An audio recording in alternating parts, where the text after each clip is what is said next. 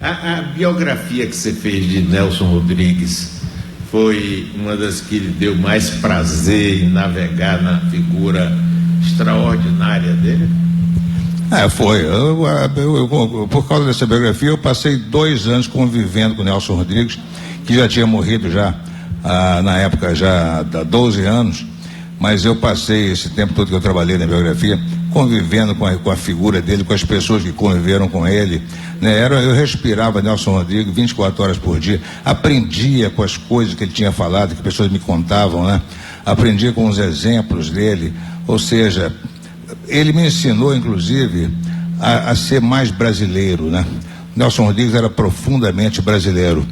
E só ao mergulhar no universo Nelson Rodrigues é que eu me dei conta de quanto eu ainda devia ao Brasil. E passei a correr atrás para ver se empatava o jogo, entendeu? O Nelson era muito brasileiro, ele não acreditava realmente em nada, né, de fora do Brasil, até de uma maneira até meio irrealista, mas ele me abriu os olhos para muitas virtudes do Brasil que eu nunca tinha enxergado. O episódio que ele costumava nas sinaleiras, nos semáforos do Rio de Janeiro, enquanto esperava mudar, abrir para ele passar, ele começava a falar mal dos amigos. Falava de xiste, de brincadeira. Mas dizem que Otto Lara Rezende era o preferido dele, daí até aquela peça dele, bonitinha, mas ordinária, o Otto Lara Rezende. Alguma vez ele conversou com você sobre isso? No caso do Otto, quer dizer, ele admirava profundamente o Otto, né? O Otto ficava até incomodado, porque o Nelson citava o Otto como sendo um autor de frases geniais o tempo inteiro, né? Na verdade, o Otto se incomodava porque o Otto dizia o tempo inteiro que ele era genial, que ele só abria a boca para dizer coisas inteligentes. O que é verdade, né? O Otto que eu conheci também, o Otto não dizia nada de graça, né? Quando ele abria a boca, ele queria que tivesse alguém tomando nota ali, né? Ou então com aquele martelo, aquela pedra para gravar as palavras dele. O Otto era assim. O Nelson só enfatizava isso para uma certa irritação, não do Otto, mas do Drummond, do Fernando Sabino, que tinham muito ciúme da amizade do Otto pelo Nelson.